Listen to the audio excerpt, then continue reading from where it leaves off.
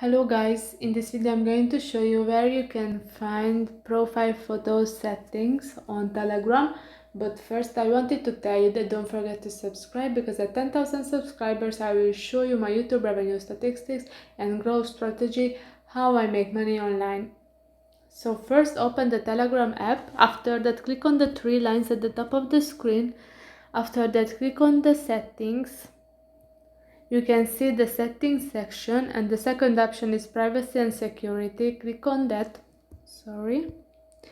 And now you can see the profile photos option. Click on that, and the first setting is who can see my profile photos and videos.